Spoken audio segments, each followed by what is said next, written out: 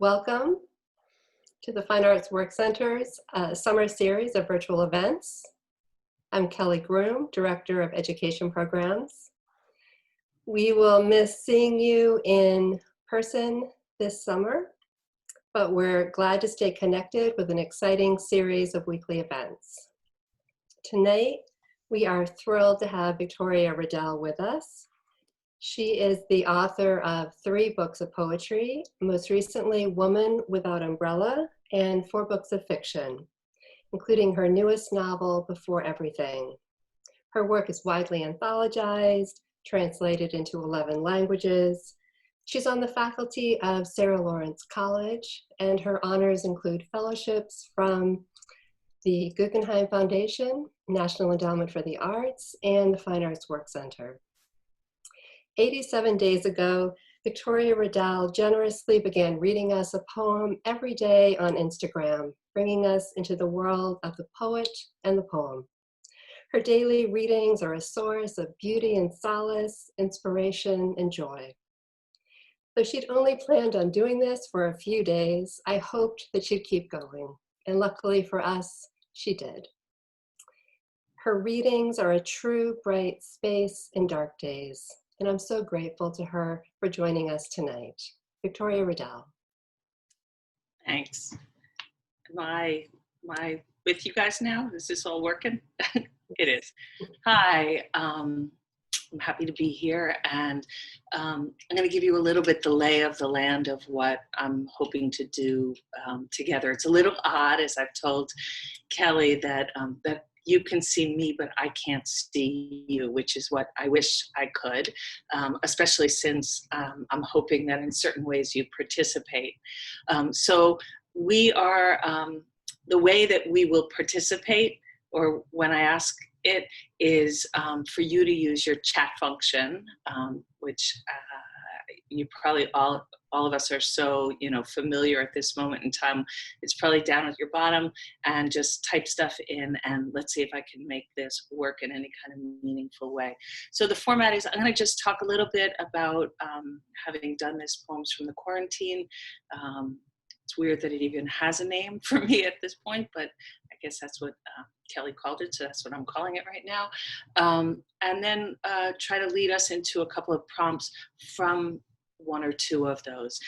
Really not to have you write a full poem, but hopefully some of you are trying to write or thinking about writing, and they may lead you when you leave into something that feels like you want to work on it or substantial. So I'm going to back up and say that on what day was it? It was March 21st. Well, actually on March 20th, I received something from the Academy of American Poets saying that they were starting a shelter in poems, and would I put up on one of my, like on Facebook or Instagram or Twitter, a poem that I wanted to. And I thought on that day, I had spoken to my sister, and she said, well, if I'm going to be in quarantine, my plan is to really expand myself and learn something. And, my big sister will, I just follow in her path. If she thought that was a good idea, then I did. And I put up a poem by Ada Limon that I didn't know, because I thought, why not? And some friends of mine, not writer friends, wrote on my Facebook page, I would have really loved it if you read the poem to me, which seemed to me like the nuttiest idea and way more out there and frontal than I would ever choose to usually be. But it occurred to me that most of those people probably didn't read poems, were probably kind of scared of poems, and that the idea that they were interested intrigued me. So I thought, well, I'm stuck at home. Let me just read a poem a day for a week. And my only rule to myself that week was that I would choose a poem by a poet who was no longer on our earth. And that left me a pretty big repertoire. And at that point, I just went for poems that I really loved and adored. And somewhere in that first week, probably about around day 3, I woke up thinking, oh my God, this is unbearable. And people must be so sick of me. And this is annoying. And around that day, I started getting some emails from friends, and even a couple of friends called me.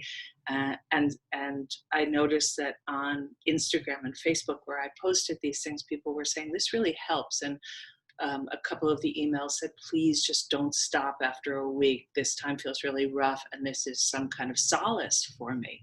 And it's not surprising to me that a poem is solace, because that's why I read poetry. I read it well, I read it for many things. I think any of us who do, or hopefully as people do read more, they feel that way, right? It's solace, it's expansion of the mind, it's expansion of the heart, it's recognition of the soul, it's being sparked, it's being provoked by another human, and all of that seemed like if somebody was interested in that, I should try to follow it. So then I thought, well, okay, I'll just keep going for, I don't know, like 2 more weeks or something. And so it began. And as Kelly said, I'm on day 87 and trying to figure out how to stop, or when to stop, or what's right.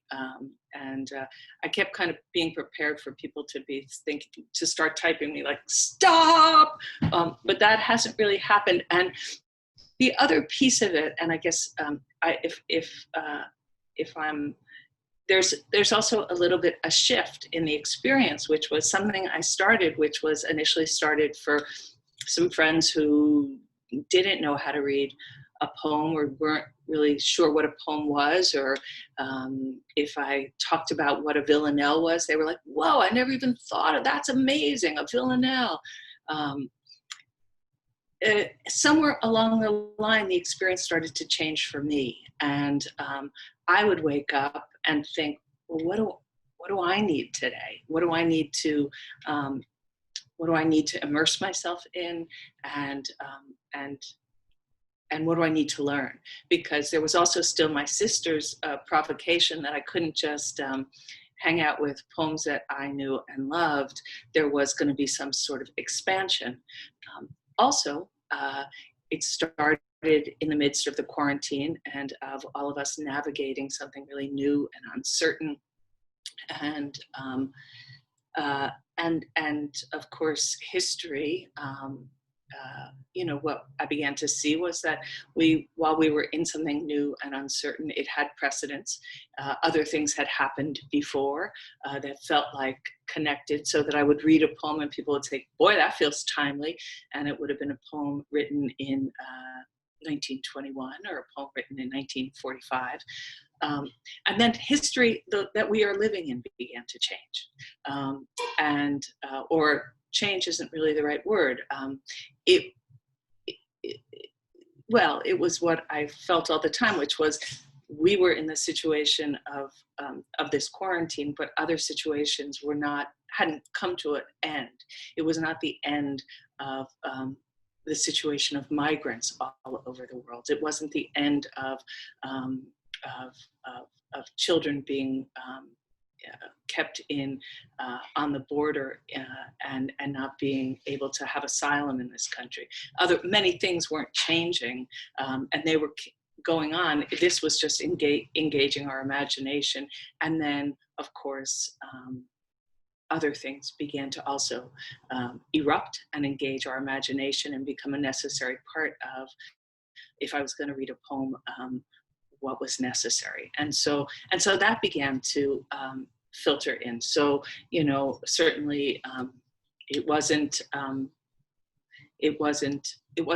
as if Breonna Taylor hadn't been killed before I began to read poems, but George Floyd was killed while I was reading the poems. And so, and the country began to respond, and the poems began to respond, or at least my selection began to respond. So let's see if there's anything else about the making of poems. Hey, Kelly, if anything occurs to you that you need me to think about in terms of that, tell me. Otherwise, I'm going to kind of jump in. So you can Okay. jump at any point. Um, uh, so I'll just say that I've read poems by American writers, but I've also read poems by poets from all over the world, poems in translation. And that has, many of them are poets whose work I've known, but there are also many poets whose work I haven't known, you know, just to give a kind of a quick example of that. I recently read a poem by Ahmad Shamlou, who's an Iranian poet, and I didn't know his work at all, a poem called Existence, which I loved. While I had read a poem or two of Francisco Alarcón, who's an American poet, I hadn't read either of the two poems that I wound up reading. So there's been all sorts of wonderful expansion for me and learning for me, and affinities between poems and poets, which is fun. And there's also been a conversation that's emerged sometimes between myself and people who have read the poem. So here's kind of how I want, we have a question from Jay. Okay. What is your sister learning? That's beautiful. My sister was a ballet dancer and was a choreographer, and she was always a really good artist and has become, over this period of time, well, she started studying botanical drawing, and she has really just kind of been knocking it out of the ballpark. So, you know, so she's been drawing and learning botanical drawing. And then, of course, insisting that I start doing that too, because, you know, she's my big sister. So I've been trying to feebly kind of catch up with her. What I'd love, just so that it stops just being me, is that I'd love if people would to just type into the chat where you are in the country, or if you're in another country, so that I can just share that with all of us. I guess we are 44 people in total right now. So would people do San Francisco, Albuquerque, I'm in Newtown, Connecticut, Occidental, California, Missoula, Montana, Chicago, Syracuse, Boston, Chicago, Madison, Provincetown, West Hartford, I'm in Berkeley, Red Bank, New Jersey, Bronx, New York, Iowa City, Cape Cod, Lucky Ducks, North Carolina, Oakland, California, Narragansett, Rhode Island. Hey, West End of Provincetown. Oh, so lucky. I'm in New York City. That's another thing. So that's where I am. And so here's the first thing I'd love to do. What I thought I'd do is ask you to do something, then read you one of the poems that I did for the quarantine, and kind of use it as a way to shape thinking about something about shaping a poem. So the first thing I'd love you to do, but not for immediate sharing, okay? So don't put this up in your chat room, put this on a piece of paper. If you would, write down for yourself one or two things, not ideas, not feelings, but things, really thingy things. It could actually, by thingy thing, it could be a sound, it could be oral, it could be bird sound, that has been kept you company, or kept you as an irritant, or been an irritant to you during this period of time of whatever we want to call it, quarantine, isolation. So it could be as simple as the mug you drink coffee out of in the morning. It could be the tree that that you've watched bud outside your window. Just write it down, notice it. Notice something that you've been living with, And if three things occur to you, write three things.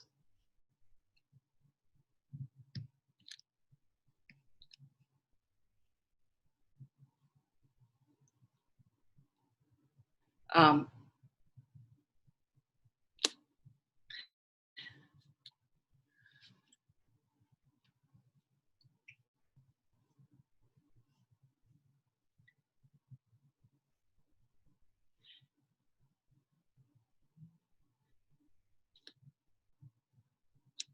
and don't, if I can encourage you not to worry about the importance of them. I mean, so one of the things that probably has accompanied all of us in these last weeks are our masks. And so one of the things that I've been aware of is my breath in my mask, the smell of my breath in my mask.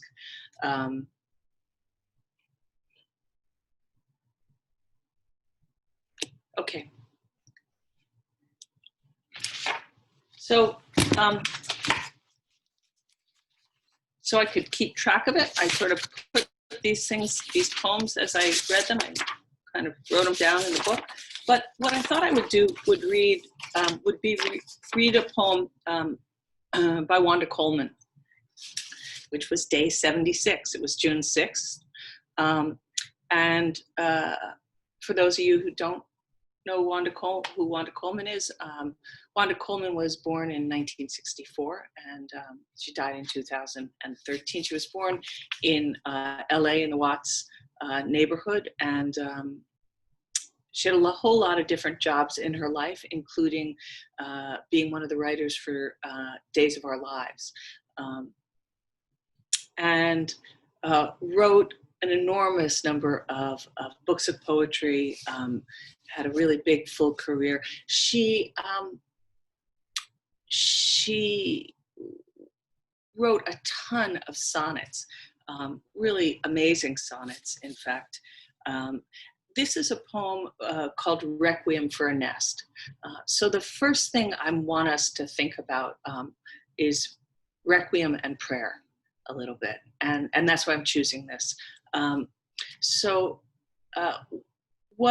What her tactic is in the poem, which you'll hear, and the thing about Wanda Coleman's work when you go and listen to it is she's got incredible range of language inside of even a single poem. You know, she'll be high diction, very colloquial. Her syntax will move all over the place. She's really a wonder in that. And you'll hear it in this poem. And what I love in this poem is that she's trying to get at an idea, and she's staying close to an actual, right? So she announces it, Requiem for a Nest. So the nest, right, just really a bird's nest. Let's just think that first. Let's just be not metaphorical, which is the other thing I'd like to say. In the prompt I'm going to give you, don't go metaphorical, don't go abstract, try to stay actual, and then let's watch what happens. Requiem for a Nest, Wanda Coleman. The winged thing built her dream palace amid the fine green eyes of a sheltering bough. She did not know it was urban turf disguised as serenely, delusionally rural. Nor did she know the neighborhood was rife with slant-mawed felines and those long-taloned swoopers of prey. She was ignorant of the acidity and oil that slowly polluted the earth, and was never to detect the serpent coiled one strong limb below. Following her nature, she flitted and dove for whatever blades, twigs, and muds could be found under the humming blue, and created a hatchery for her spawn, not knowing all were doomed. So, so much to love in that poem, right? Everything from the winged thing, right? When she just moves right into it, right there with her sense of voice. And and then the actual, right? I mean, if you've had the chance and then the heartbreak to watch a bird build a nest and to see these little eggs in the nest, and then to watch another bird come after it, the cat come after it. You know, eggs are just like a delicacy for snakes and cats and other birds. So there's nothing that's not actual inside of that, right?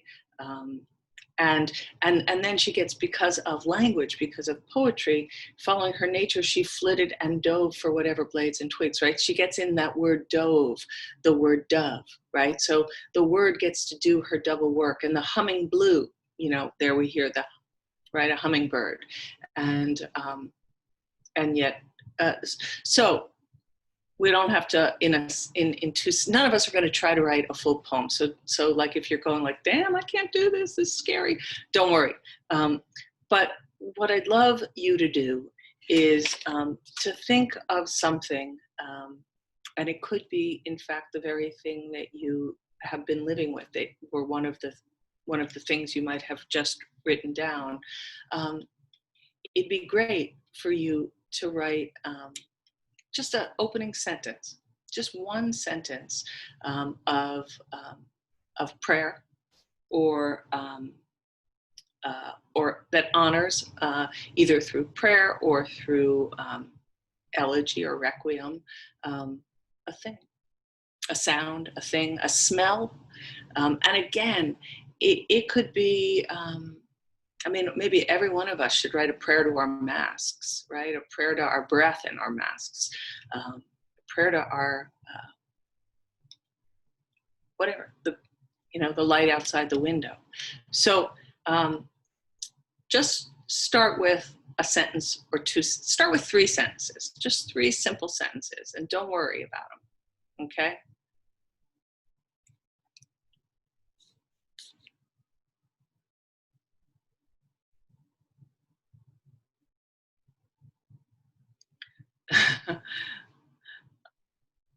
Judy Carr, I'm just reading your note that you're seeing the other side of the room from where I sit and do it. That's funny. Huh?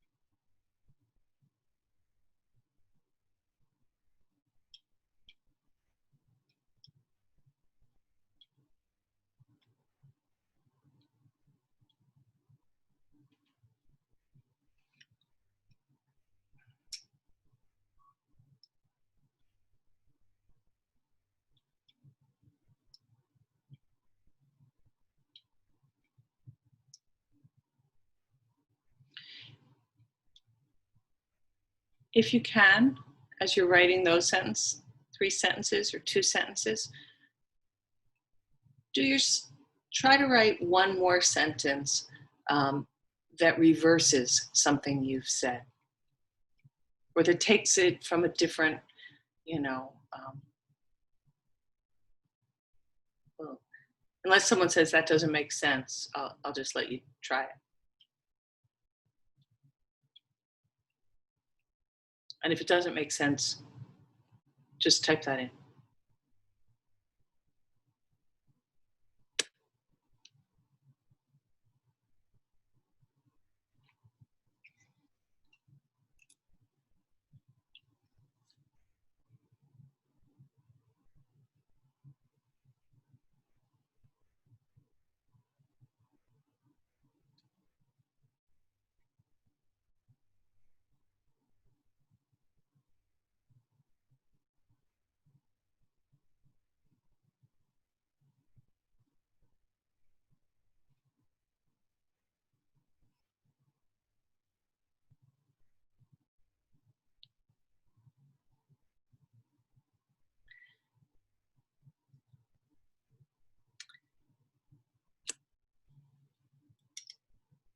And what would be amazing is if people would just type, it doesn't have to be the first one, the second one, or the third one, or the fourth one if you did it. Just choose one sentence of yours and type it into our shared chat.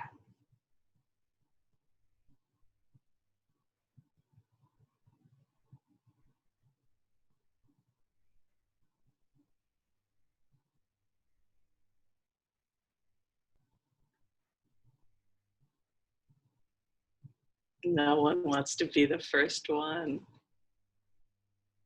Yes. I'm not sure if I prefer my life before my mask. Wow, that's amazing.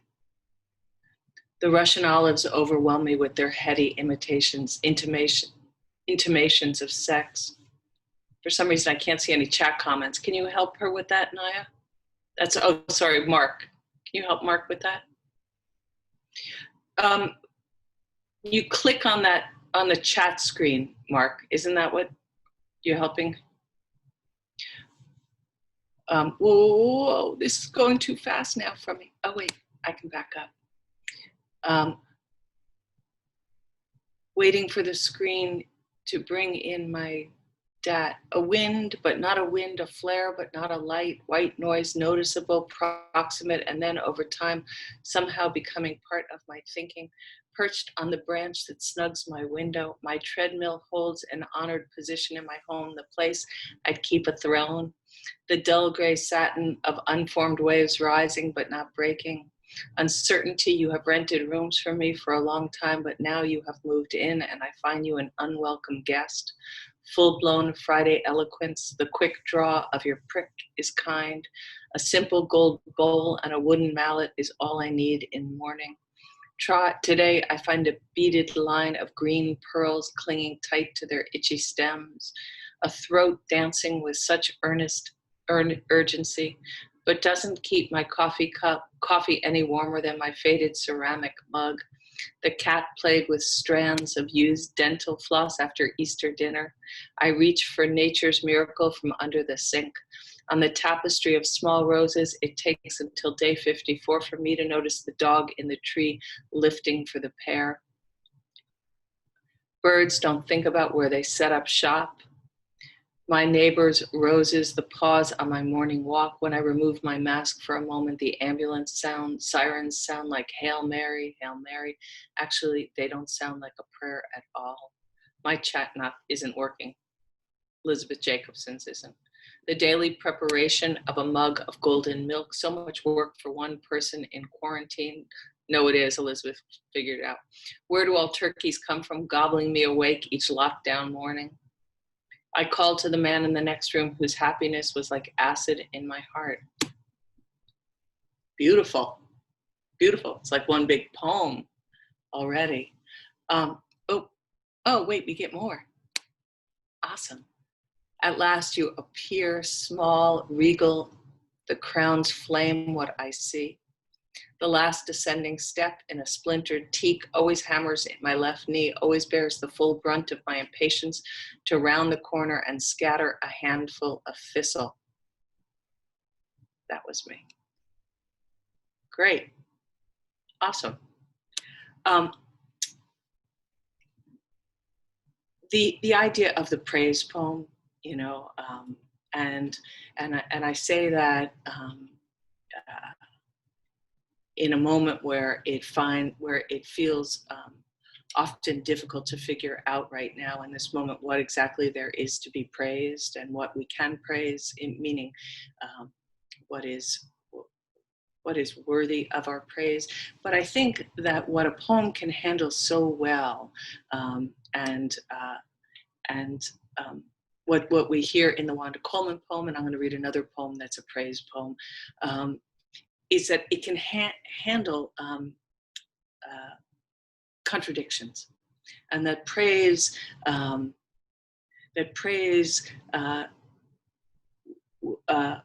needn't be singular, and that in fact that's what the poem demands. That's what you know. I think if I live inside myself, I notice that in the middle of the most serious of moments, there's often something that is making me laugh at the same time, um, that has had warmth in it, that is dire and beautiful, and that's what I feel. Coleman can build so beautifully inside the poem through language, right? And that's what we all want to try. I'm going to read just because of the damn pleasure of it, and because he's alive. I'm not going to read him in my quarantine poems. The full Adam Jagadjescu. I can't pronounce his name very well. Adam Jagadjescu. I think that's probably wrong. He's a Polish poet. If you don't know his work, you should, and you should probably click on how to pronounce his name, because I just didn't help you. But the poem Try to Praise the Mutilated Word. And so I'm just going to read it in full because he holds this really fully in it. Try to praise the mutilated world. Remember June's long days and wild strawberries, drops of wine, the dew. The nettles that methodically overgrow the abandoned homestead of exiles. You must praise the mutilated world.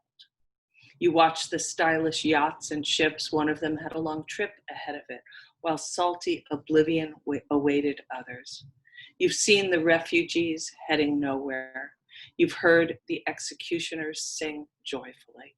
You should praise the mutilated world. Remember the moments when we were together in a white room and the curtain fluttered. Return in thought to the concert where music flared. You gathered acorns in the park in autumn and leaves eddied over the earth's scars. Praise the mutilated world and the gray feather a thrush lost and the gentle light that strays and vanishes and returns. What a poem, right? What a gorgeous poem. That probably, stands in all time. Yeah, I can tell you his name. It's Adam Zagadjewski, and that's Zagajewski.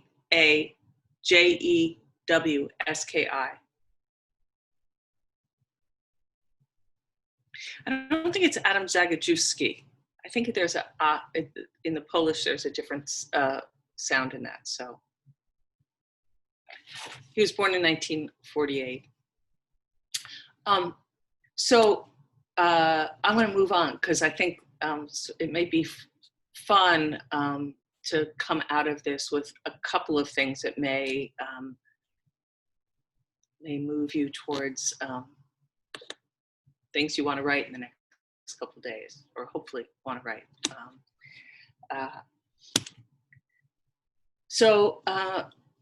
I don't know if some of you know the painter Joe Brainerd.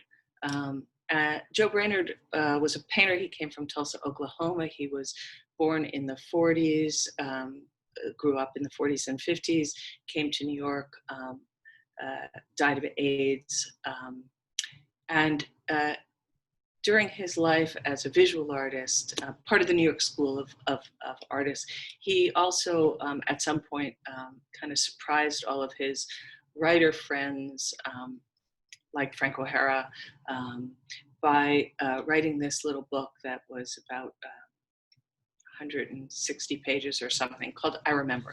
And the whole book, the point of the whole book was to use that kind of litany of I remember, the anaphora of I remember, to start each sentence, or sometimes it was two sentences strung together.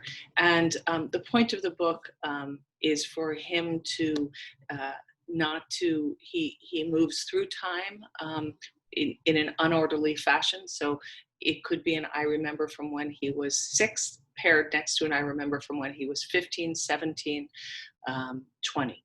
And it's kind of the portrait of an artist book, and it's recollection without judgment.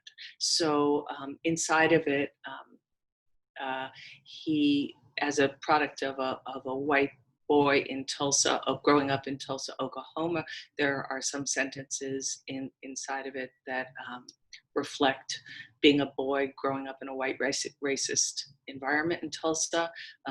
There are moments of a boy sort of pre his sexuality with, or even engaged, sort of just nascent into his sexuality, saying something homophobic. So he doesn't correct himself anywhere along the book. And it's just that it's the self. And it's a book I use a lot in classes because it allows a writer into thinking about how to write without censoring oneself, how to write, whether you agree with, it's not about agreeing or not. He's not agreeing with himself most of the time, but we don't know that. So I bring up this book because what I want to think about, or have you do as the next prompt, is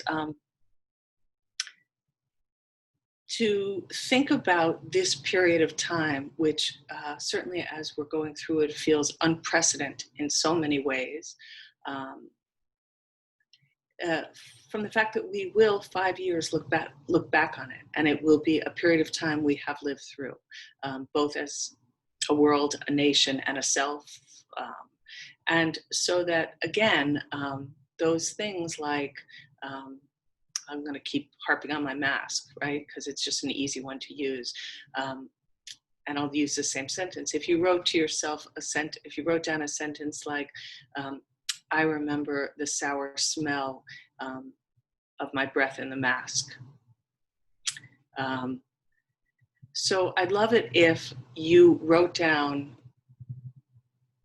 or I remember the sound of the helicopters all day. I remember this. And again, let's stick with smells, sounds, things we can touch, feel, as opposed to feeling so much. I remember my fear isn't gonna be as grounding as if we connected to something in the physical world. So it's 6, I have on my thing 6:37. I'm gonna take, and don't think, okay? So don't think right now. Just let yourself do I remembers as if it's 5 years from now, 6 years from now. I mean, we already, if I say I remember and I ask you to remember things from 2 months ago, they'd be different than the things you remember now. So just blast out for the next 4 minutes, as many of those as you can do for yourself.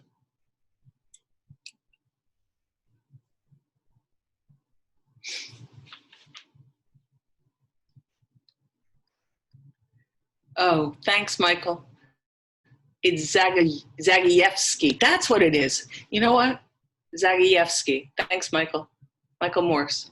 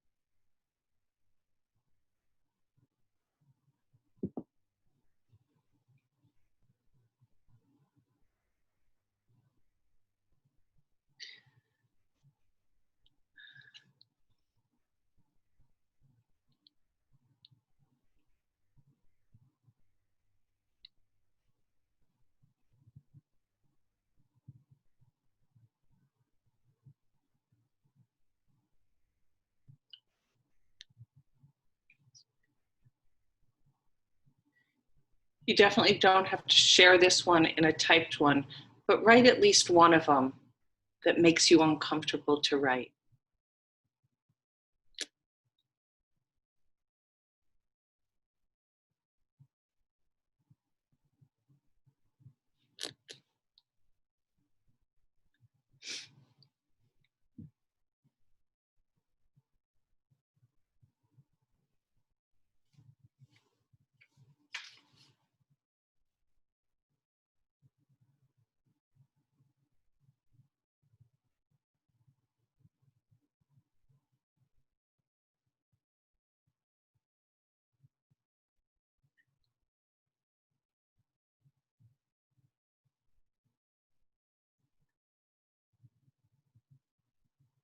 It's like playing Simon Says with people. I keep telling you to do things, but I can't see you. Like, take 3 umbrella steps. I don't see.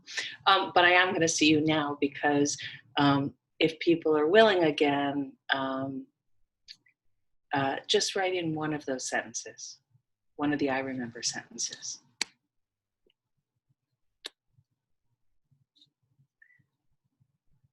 Great. I remember walking across the street to avoid. I remember not being afraid of communal salad tongs. I remember the empty gin bottle. I remember the quilt crushing my toes on the too small cot. Beautiful. I remember my pillbox telling me it's Tuesday. Amazing.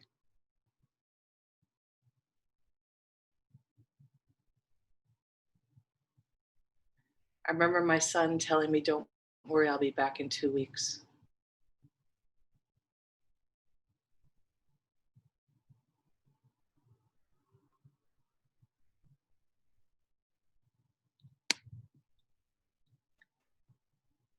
I remember the novelty of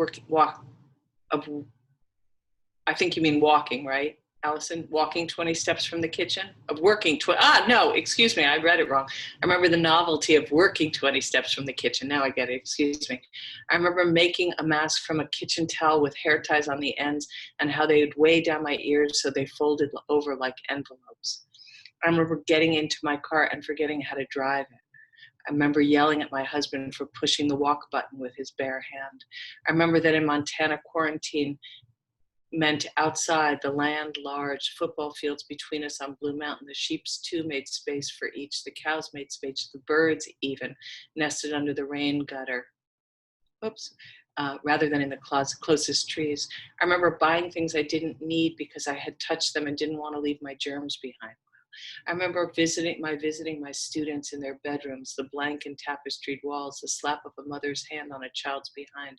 I remember wearing my pajama bottoms to water the hydrangea and hiding my mouth in my elbow, or wrapping my hair over my mouth because I didn't have a mask at first. I remember watching the raccoon family at dusk climbing up the oak tree, beautiful. I remember silently cursing my husband for clanking his cereal bowl when I was trying to work. Yeah, all of us living together right now. Or the opposite, right? Beautiful. More?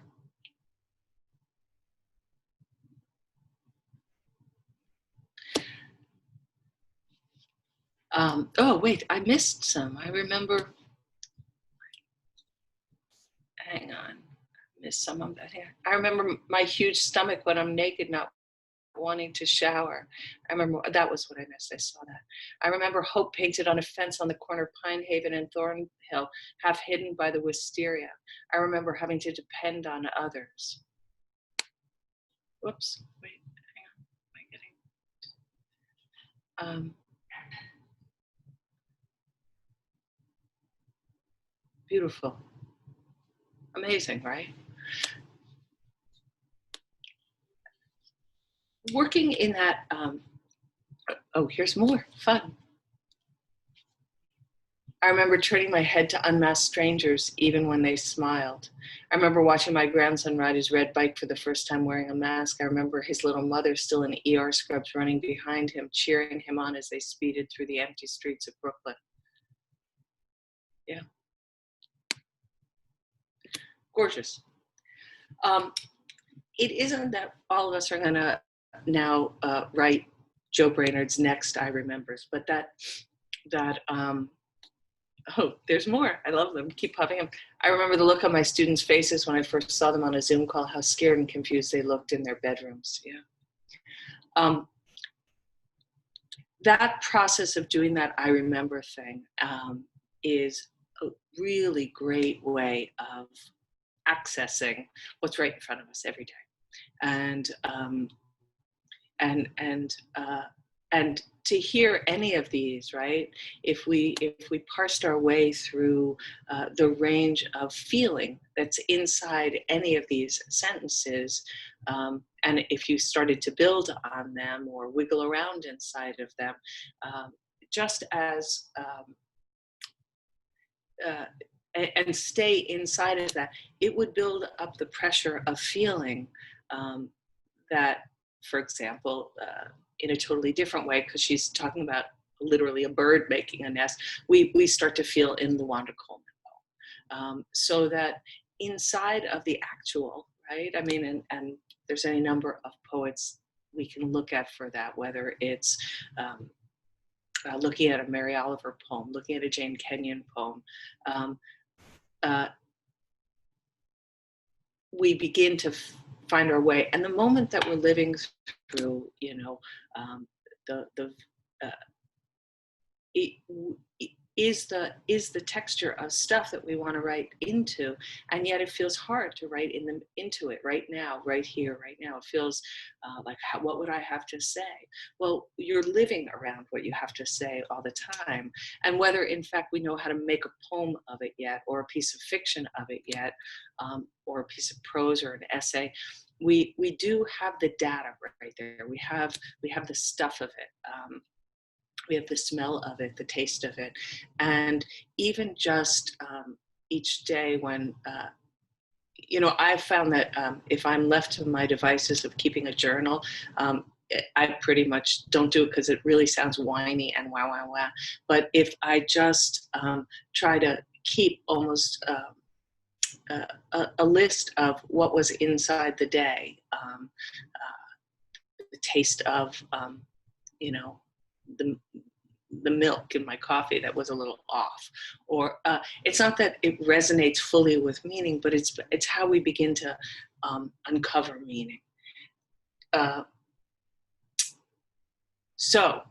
But I want us to try something weirder and stranger with it, because I was thinking today about one of the poems that I read, the Edwin Muir poem, The Horses, and it's a poem I love.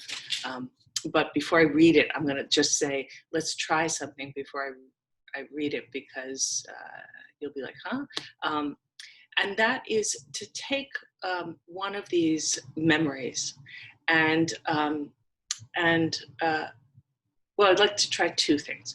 One is to take yourself outside of yourself for a second, and the quarantine and life you've been living, and try to imagine an other, whether that's a person you pass every day, or a person you imagine on the other side of town, or if you or a bus driver, or a subway driver, or the person who lives next door who you haven't seen leave their apartment the whole, you know, couple of months that we've been quarantining, and try to imagine and give them voice. So, or it can be a completely invented person. So I'd like you to try to imagine outside of your life for a second. And if it feels too weird to do that, and to you know, to jump into the mind of someone you actually semi-know because you pass them on streets, then give yourself something like, you know,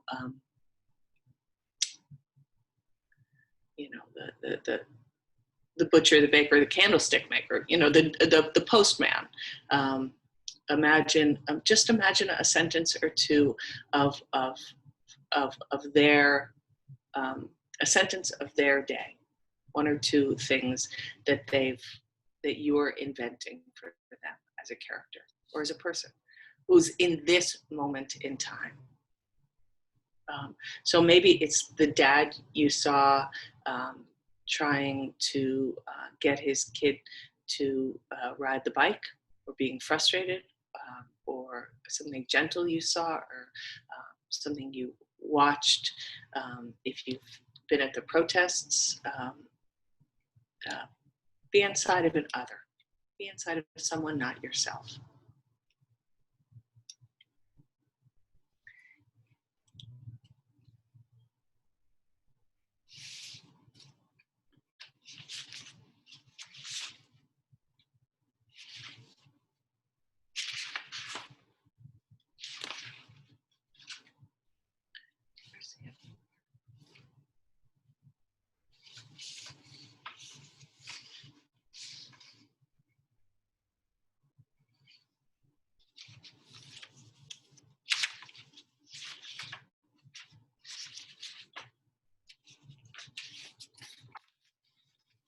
Oh, third person. Sorry, that's a great question. Sure, do it whichever. Don't think about it. Do it either which way. Okay.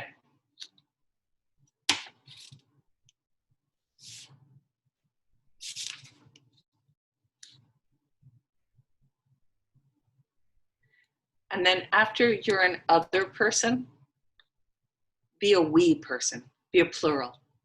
Write a sentence in the plural.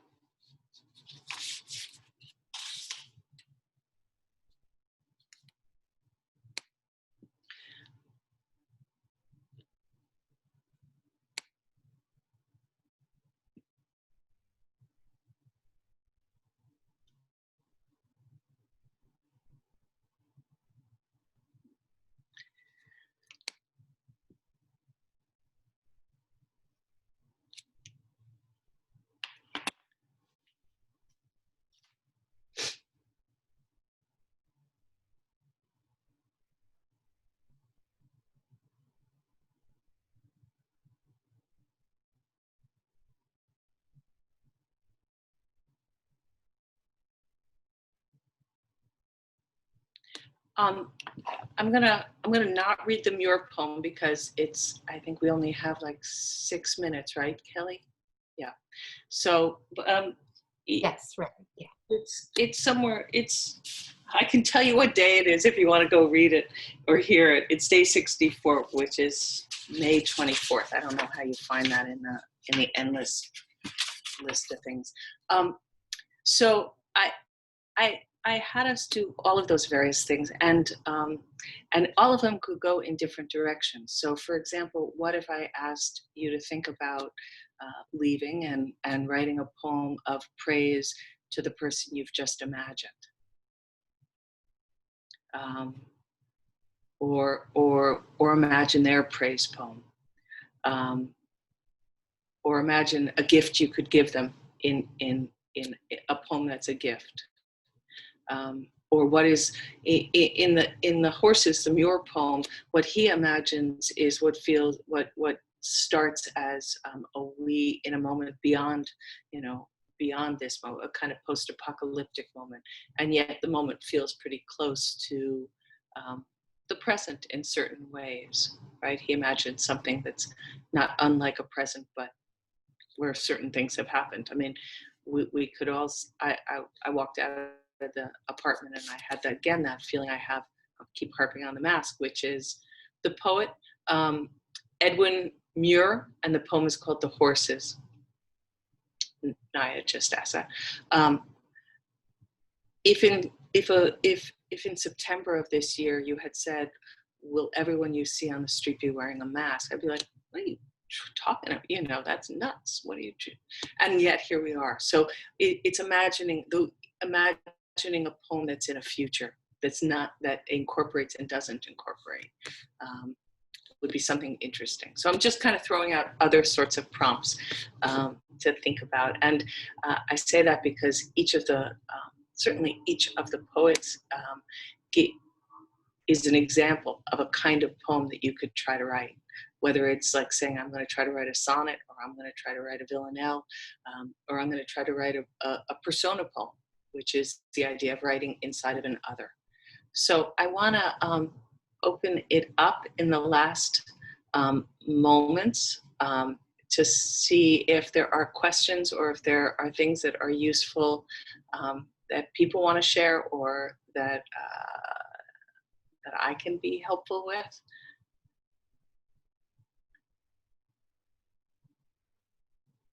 Oh, Pam.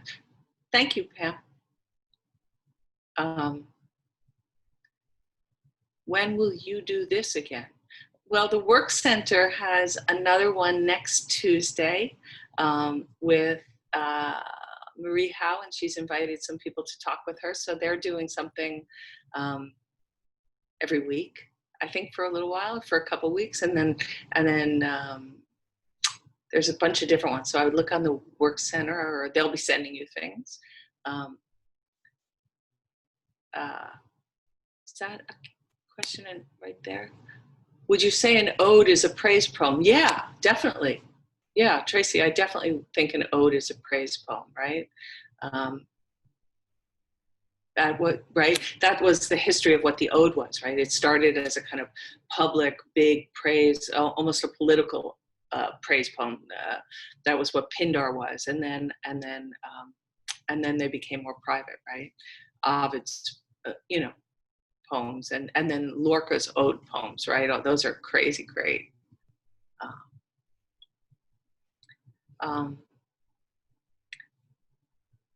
Thank you.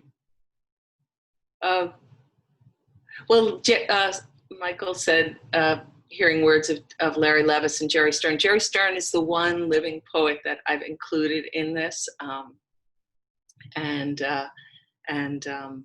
I did because, well, gosh, Jerry's in his 90s, so and we love him being very much alive and still writing, but screw it, I just decided I was including him early.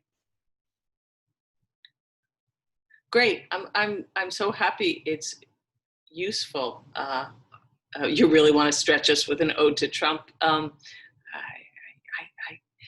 guess so. I guess it's important to try to figure out how to be inside of that imagination, but I don't know. I think there are better people imaginations to try to imagine ourselves into right now, for me at least.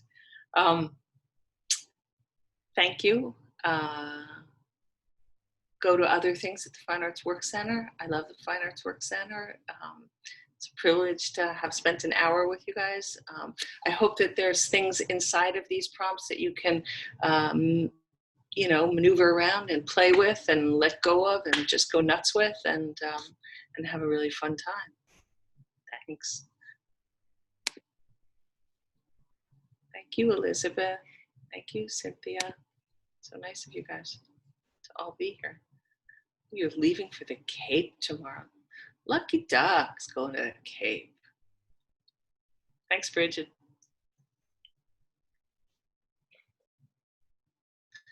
Yeah, I saw that, Bridget. Yeah. Miki, glad it was useful. Alyssa, thanks. Tony Hoagland, yes, I will. I will read a Tony Hoagland poem at some point, I'm sure.